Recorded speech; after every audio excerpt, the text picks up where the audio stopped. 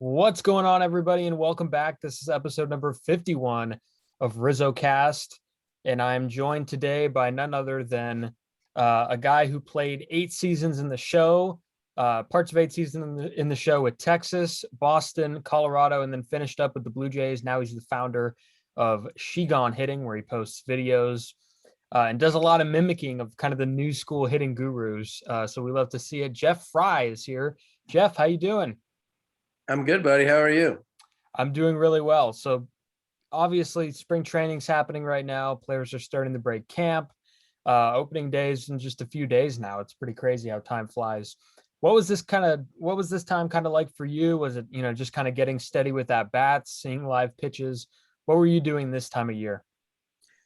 Well, to be honest with you, for the most part of my career, it was a pretty stressful time because it wasn't like I was a shoe-in to make the team. There's several years where I was counting the days to wonder if they were going to purchase my contract or not. And so it was pretty stressful. I mean, I really enjoyed it, spring training, because it was always nice weather in Florida.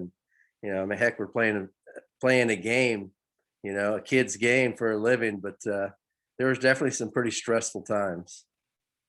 So Jeff, people are loving this stuff with you kind of mocking, they are mimicking, I should say, the new school hitting gurus. So what was kind of the inspiration to start this and start doing these videos, and how's it been going? Well, the inspiration was, I'm on a group text with a couple scout buddies of mine, and we send each other these funny things we see. And so I had my son video me in the backyard one day. It was like a 12-second video of me doing something, and I said, "Oh, the light bulb went on. I heard about the light bulb moment." And so I posted it, and I get a text from one of my buddies. He goes, "Man, you got 4,000 views on your video." I was like, "Shut up, you're crazy." And then I looked at it. I was like, "What's going on here?" And that night, I can't even tell you how many direct messages I had from people just coming after me, right? And saying what a sorry, you know what I am, and calling my kids names, and they just ticked me off. And so of course I had to make a second video. At the end of the second video, I inadvertently said "she gone," and one of my friends says, "You have to hashtag she gone." I was like, "What does that mean? I don't even know what that means." So I did, and then that's kind of where the she gone movement, which is now we call the she gone nation, got started. So did you expect it to kind of blow up the way it did? No chance. No chance. I had no idea. I really wasn't on social media very much, and I was told by friends, "Hey, you need to get on Twitter," before all this stuff, And I was like, "I've been on Twitter for like 7 years and never used it."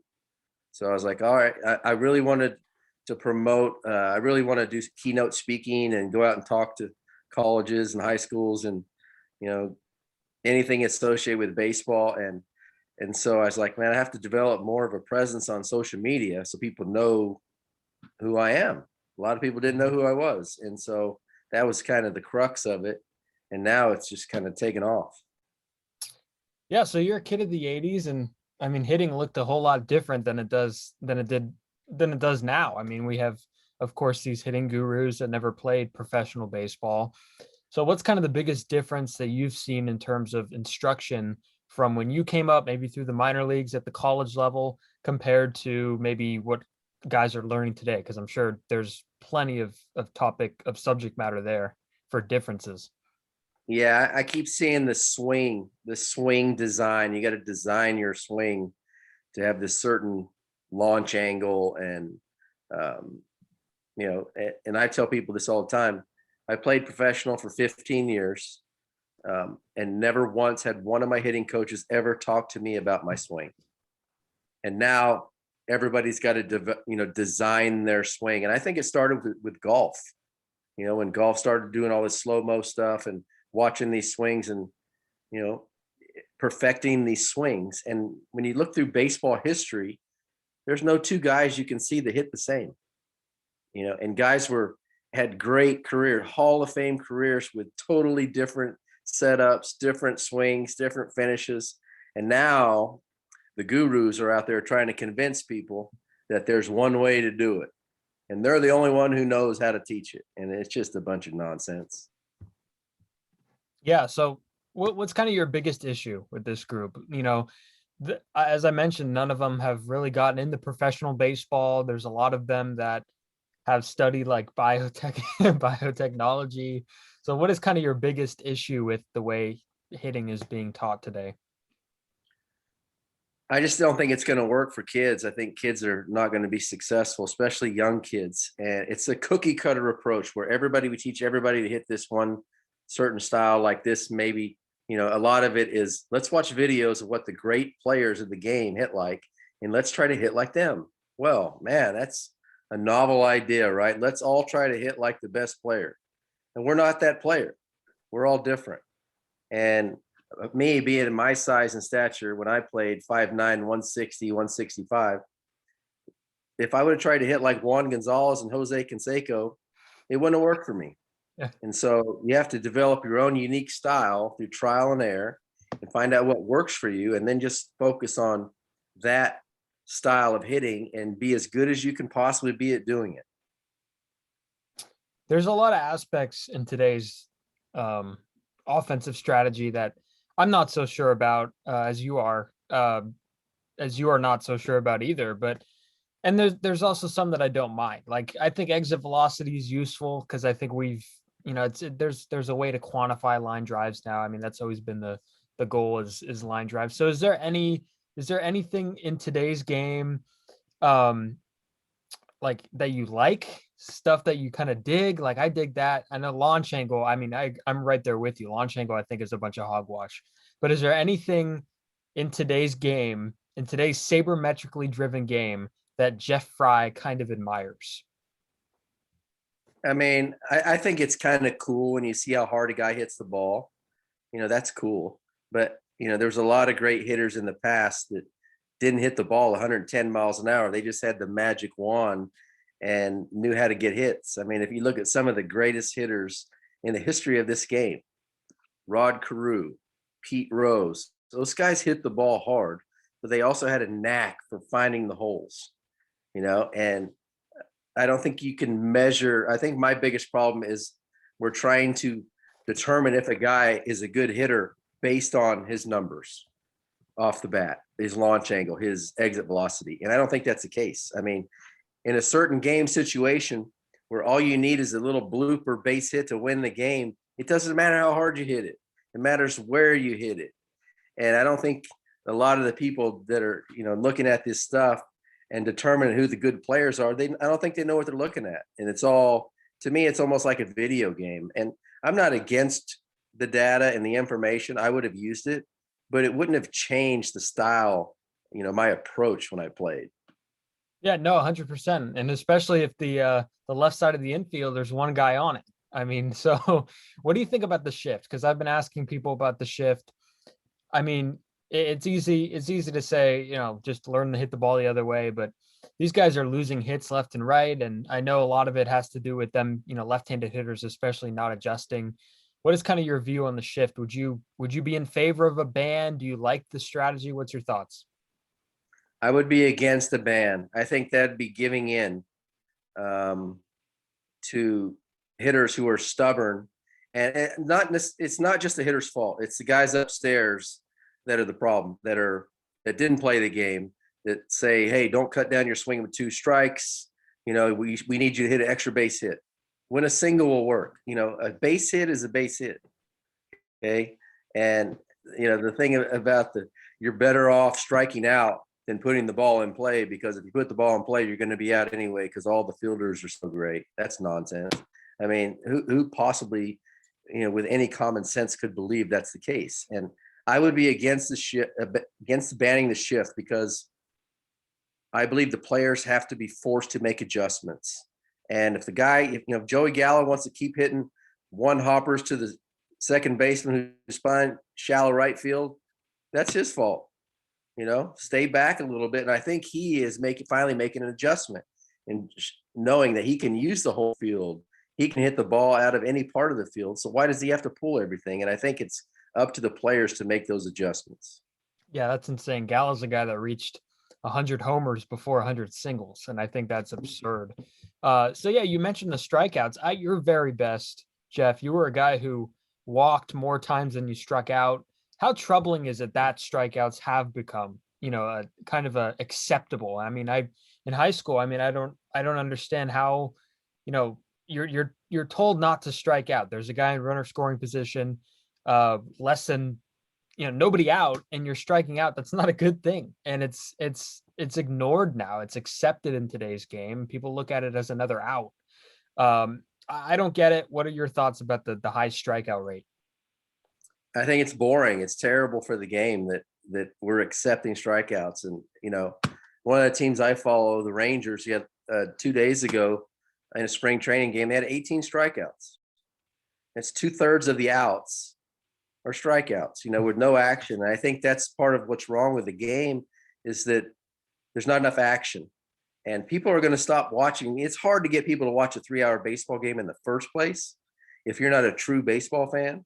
So to get the casual fan to sit through a game where each team strikes out 15 times in the game, I mean, the fans are going to stop watching. And I think it's something that's very important, that realizing cutting down your swing with 2 strikes, and you can still hit a home run with 2 strikes if you cut down your swing. Look what Barry Bonds, he used to choke up 2 or 3 inches on the bat. Dude never struck out. So I think the strikeouts, I think, are horrible for the game that's now become accepted. Yeah, over 162 game average. Barry Bonds struck out an average of 83 times in 22 years. So that's pretty. And if you look at all the top home run hitters in the history of the game, Alex Rodriguez, lifetime 295 hitter. Henry Aaron, lifetime 305 hitter. These guys are good hitters aside. So I think the narrative that you have to kind of sacrifice some contact and hand-eye coordination for power, I think that's a little bit pushing it a little bit. Last podcast I talked about this kind of these same issues, and I didn't give any credit to the pitchers, and I think that was a mistake. The pitchers in today's game are great. The velocity's at an all-time high, but not just that. I think it's more than velocity. It's the secondary pitches. I mean, we're seeing wipeout sliders, wipeout curveballs, amazing changeups. What's it like watching some of these guys on the mound and how talented they are with some of the stuff they have? Well, the biggest thing you see is the jump in velocity. And I don't know how much of that is real or the new technology. But I mean, there are definitely some outstanding pitchers in the game. I mean, Jacob deGrom looks unhittable. Bieber is filthy. Max Scherzer, I know he's not as good as he probably was 4 or 5 years ago, but he's still one of the top pitchers in the game. Justin Verlander. I mean, there's some great pitchers, but I think one thing I think is with all the velocity stuff, it's like I think there's a lot more throwers in the game than there used to be. So just bring a guy up to the big leagues because he throws 98, even though, he has no command. Because these guys in the big leagues, they can hit 98 if it's down the middle and straight. They can time a speeding bullet. These guys will eventually adjust. And that's another one of the things about, guys from my era couldn't compete today because the average fastball was 92 back then. We would have found a way. We would have found a way to hit it. Yeah, and I think you mentioned the throwers rather than pitchers. I think teams, especially in the bullpen, I've noticed it, they're relying a lot on effectively wild command to get outs. The bullpens are crazy. I mean, there's the Royals kind of were the catalyst for this a few years ago when they had, the 6th inning guy, 7th inning guy, 8th inning, 9th inning. In your time and during your career, the bullpen was kind of like, if you were a starter and you got knocked out of the rotation, that's where you would go to the bullpen. It's different now because now in the bullpen, each guy has to be talented, has to be striking guys out. What's kind of the evolution that you've seen from the bullpen?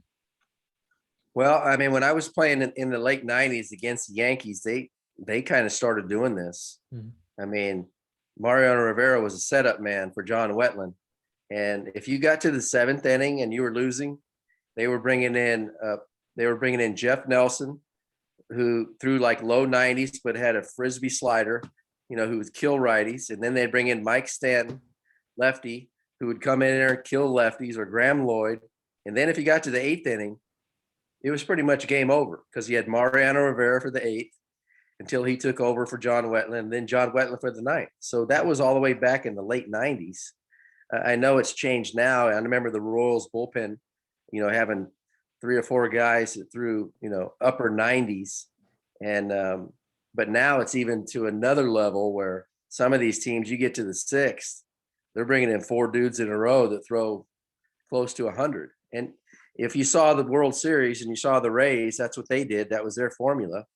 Every guy that came in threw harder than the last guy. But you also saw guys who weren't necessarily painting the corners. They were just living off of their velocity, and it come back to hurt them. Yeah, for sure. Where did the stolen bases go? What happened to the stolen bases? Why are stolen bases? I mean, I think I read a stat where nobody's stolen over 70 bags in the past 15 years or something. Where have they gone? Because I know Major League Baseball is trying to instill some rules to bring them back. They're trying to expand the bags a little bit, a few inches. What happened to stolen bases? Because I think that's a big part of, entertainment in terms of bringing fans in. But where, these guys are athletic enough to do it. Mike Trout is quick. Mike Trout is an NFL running back playing baseball. He's quick, but he's only stealing, 5 bags a year. What's going on? Where's the stolen bases? 2 things because first off, it's the analytical departments that have determined that it's not worth the risk to try and steal bases unless you are successful 80% of the time or more. So it's not worth it, to take that chance. And also it's not worth the chance that Mike Trout, arguably the best player in the game, gets injured trying to steal a base. What it's not worth it. We need him on the field. And I think they take the large sample size over the whole season and say, okay, if we just do this for the whole season, this is going to work out better for us. We need Mike Trout on the field for 150 games. We can't risk him stealing a base in the 5th inning, a meaningless game against the Pirates in July. We need him on the field. And I think that's the big problem with it. And I think it's an absolute joke that now they're trying to bring the stolen base back. Let's change the rules and make it easier to steal a base now. Let's make the bases bigger. Let's limit the number of pickoff throws. Let's make lefties have to step off. To me, it's embarrassing. They couldn't have consulted with former major league players when they brought in these new rules, because there's no way these guys would buy into that.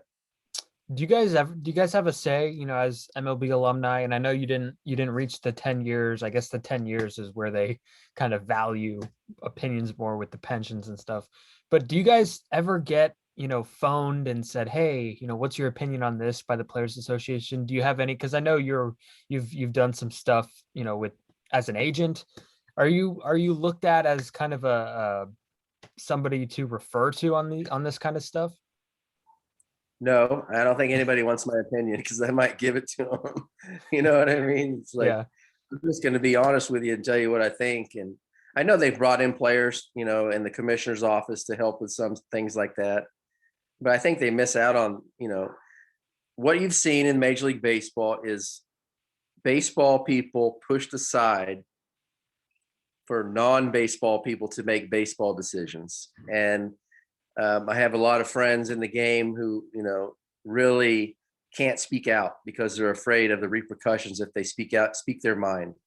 And they just don't want our opinion anymore. So the less of us around, the less of us are going to speak out about our thoughts on what's going on. Yeah, that's a shame. And back to the bases thing, I don't think expanding 2 inches for bases, I don't think it's going to even be noticeable, let alone upgrade stolen bases. And I think the lefty pickoff move is such an art as a base runner to try and figure that out. It's a puzzle, and I think it's getting rid of that side of the game. So let's get into your career a little bit. Who's your favorite player or favorite player or hitter? Actually, you know what? Let's start with this. Who's your favorite player or hitter to watch in today's game? What guy do you think is kind of somebody that, what am I trying to say here? Just who is your favorite player or hitter to watch in today's game? We'll start there. I mean, probably Mike Trout. Mm. He's the best. But I do enjoy watching a lot of the guys. I mean, Mookie Betts is fun to watch. Juan Soto, Freddie Freeman. I mean, there's a lot of great hitters in the game. Arenado, all different. And the thing that I just mentioned 5 guys. Not 2 of those guys hit the same. They all have their own unique styles, And I appreciate guys that are good hitters and not just guys that are go up there striking out 200 times and hitting 40 homers and hitting 240. I appreciate guys that still value their batting average because I think batting average is important. Yeah, no doubt. And I think Soto is one of he's gonna be he already is a star, but I think he's gonna really make his mark in DC. And he's a guy who just has great knowledge of the strike zone at such a young age. So now let's get into a little bit of your career. You were born in Oakland, but grew up in Oklahoma. What's kind of the story on that? How did you get the Oakland fixture in there, but kind of growing up in Oklahoma? How did that work out? I mean, I lived the first 16 years of my life in California, and I didn't move to Oklahoma till I was a junior in high school. I moved I was living with my grandparents in California at the time, and my aunt and uncle were moving to Oklahoma, and my grandmother was having a hard time taking care of my grandfather. So my uncle and aunt moved my grandparents and me and my 4 cousins. We loaded up in a truck and drove from the Bay Area to a small town in eastern Oklahoma that had 2,000 people, and we just transplanted our lives into Oklahoma. So there's really no teams in Oklahoma. Were you kind of an A's fan from growing up in Oakland? Did you take that with you to Oklahoma? Where was your allegiance in baseball? The Giants. Giants. Yeah, I grew up a Giants fan. Yeah. Didn't really like the A's. I was brainwashed as a kid. I had to like the Giants and hate the A's, like the 49ers and hate the Raiders. And we only had one basketball team, so I had to like the Warriors. And that was, those were my teams. And when I moved to Oklahoma, I didn't even realize there was a AA and AAA affiliate for the Rangers in Tulsa and Oklahoma City until later on. When I was in high school, I had no idea. I think I went to Tulsa one time the entire time I was, in high school. Wow. So you caught some of the really bad Giants teams in the 70s. Yeah. Well, I mean, I got to see the end of Willie Mays' career and Willie McCovey. And I got to, my favorite player as a kid was Jack Clark, Jack the Ripper, who's actually coming on my podcast next week. I got to meet him about a month ago. It was pretty awesome. So, he was, a big, powerful right-handed hitting right fielder at the time when I was a young kid. And so, yeah, I just loyal to the Giants, even though they weren't very good back then. Yeah. And then speaking of kind of meeting your idols, playing with Nolan Ryan. I mean, you're making your MLB debut. I looked this up, and Nolan Ryan's on the mound, 45-year-old Nolan Ryan. I mean, that must have been insane for you. Yeah, it was nuts. I mean, I get the call that day. I got to hop on a flight to Dallas, and I get to the stadium at 5:30. The game's at 7:05, and batting practice was over at 6. They said, if you hurry up, you can get out there for BP. And I was like, man, I don't even have my stuff unpacked, and they said, well, go check out the lineup. So I walk over and look at the lineup, and I see me, number 51, leading off, playing second, and look at the bottom, and Nolan Ryan's pitching for us that night. I'm like, oh my God, right into the fire of my first game. So that was pretty cool. Yeah. And also in your career, when you were with the Blue Jays, hitting for the cycle, what was that like? Tell me about that day.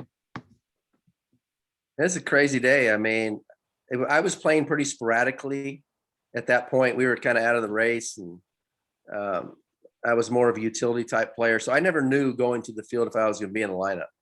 I knew we were playing the Rangers. I knew Darren Oliver was my, good friend with the Rangers. We were teammates, and I knew he was pitching.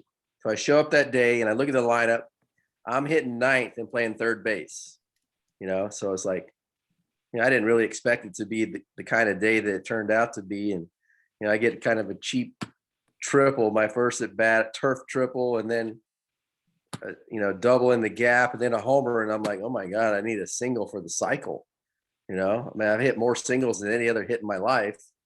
And we were winning by 8 runs in the 8th inning. And I've always been the guy who, I played the game right. I did nothing selfishly. And so I asked my hitting coach, Cito Gaston, this guy was a legend. He won 2 World Series with the Blue Jays, 4 pennants. He's our hitting coach. I said, Cito, what do I do if I hit one in the corner right here or in the gap? He goes, stop it first and tell him I told you to. I was like, are you sure? Because I don't want to do something to show up the other team, He goes, yes. So sure enough, I hit a freaking gapper. And as I'm rounding first, I'm yelling at the first base coach, Garth Orge, what do I do? What do I do? And he's like, stay here, stay here. So I was like, all right. So I'd make a big turn and go back. And I didn't know Kelly Gruber was at the game. He's the only guy that ever done it. And his standing ovation, he walks on the field. And I was like, oh my God, what happened? I caught some flack for stopping at first. I'm not going to lie, but, Cito Gaston tells you it's okay. I don't really care what anybody else says. So would you have done it again? Would you have stopped that first if you were to do it again? Yeah. I mean, if it was a close game, I would have gone to second, but we were winning by 8 runs in the bottom of the 8th inning. Oh yeah. Stay. The game was over, Yeah. And I have a chance, to do one thing selfishly my whole career, and I take it. And now I'm the selfish player. Some people say that, we're not cut from the same cloth. I would have gone to second. I was like, shut up. You don't even know what you're talking about. So you mentioned, at that time you were kind of, bringing some different gloves around. I think that's a cool thing that's happening in today's game where guys are playing different positions. What was it like, kind of preparing for, the unknown, walking to the ballpark every day, and maybe you're going to play second, maybe you're going to get a random start in the outfield, maybe you're going to play, an inning or two at short. What was that kind of, did you like doing that, or did you like kind of being stable at second base? I would rather just play second base because that was, the position I felt I was best at. But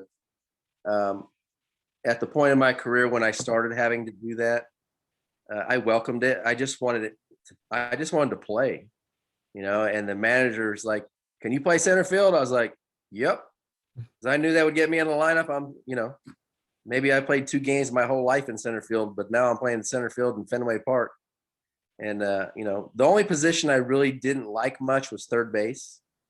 I didn't have a really strong arm, so I really had to do everything perfect to make a good, strong throw. And it's kind of scary at third base with some of these big right-handed hitters up. And we got Tim Wakefield or a soft tossing lefty pitching, man. Something's getting ready to come your way really hard.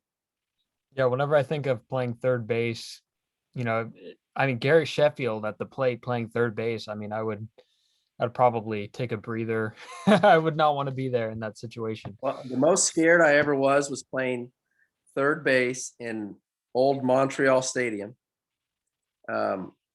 with the soft tossing lefty on the mound and Vladimir Guerrero hitting.